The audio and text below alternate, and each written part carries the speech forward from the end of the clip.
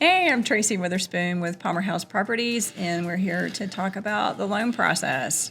And I'm Jason Kahn. I'm a mortgage loan officer with U.S. Bank. Today, let's talk about interest rates and what your outlook is.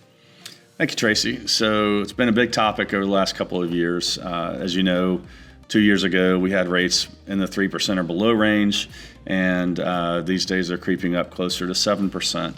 And it's important to understand what's driving that. And mainly, during the pandemic, we had supply chain issues.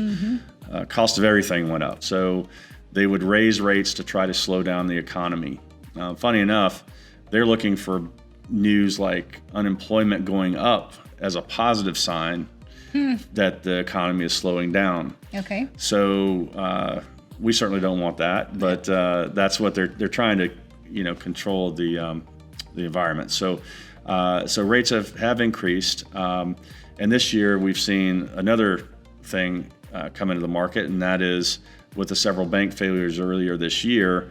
So that's been another thing that has caused really portfolio loans and jumbo loans, that sort of thing. It's really the Wild West out there. Banks are trying to figure out where their space is going to be in this market, how they're looked at, that sort of thing. So it's been a big concern that the consumer ultimately is paying. Okay, and so do you anticipate that rates will continue to go up? Do you think they'll go down? I wish I knew that answer. I think I would go to Vegas. It's earlier this year, the mortgage industry was anticipating that rates would drop next year. Okay. I think it's more tied to the inflation. I think when inflation starts getting back under control, I think you'll see the Feds stop or maybe start lowering rates again at that point. So I think until it turns and you start seeing prices come down. Okay, so let's talk about how those higher interest rates have affected the housing shortage, because we still do have a severe housing shortage. And not only that, but so people ask me all the time, is it a good time to buy? And we have incredibly low inventory, we have increasing interest rates, and we have this odd space where people were used to 3% interest. And if they want to trade up, because that's a lot of times why people move, they want to trade up to a larger house. Now they've got a 7% interest rate to trade up to a bigger house. And so financially, it doesn't seem worth it. So to buy another house, what is your perspective on that? There have been a lot of factors in the market. I really feel like, you'll always have first-time home buyers, but they're really being squeezed. I mean, a first-time home buyer here in Metro Atlanta might be a $400,000 or $500,000 home, and historically, that's the highest I think anybody's ever paid for a first-time home purchase here in Metro Atlanta.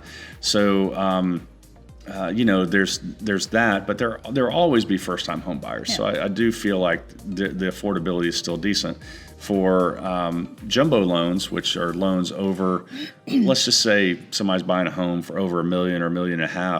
Believe it or not, we have a lot of people that are coming in from markets like California and New York that are paying cash. Yep. They're not getting loans. However, I do have good news. Okay. So I have found that I've been lending for 22 years. Okay. And as far as affordability, the affordability and disposable income is higher now than it's ever been. Oh, fantastic.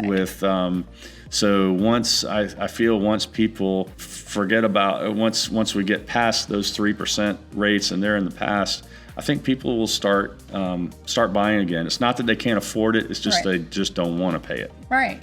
You know? And so the days of 2 and 3%. Are those days over? I hope not, but I feel it will be. I mean, that's the first time in our career and in the history of mortgage rates that they have been that low. So I feel we'll drop. I don't know that we'll ever get back to 2 and 3%, but let's keep hope alive. Okay. Thank you, Jason. All right. Thank you.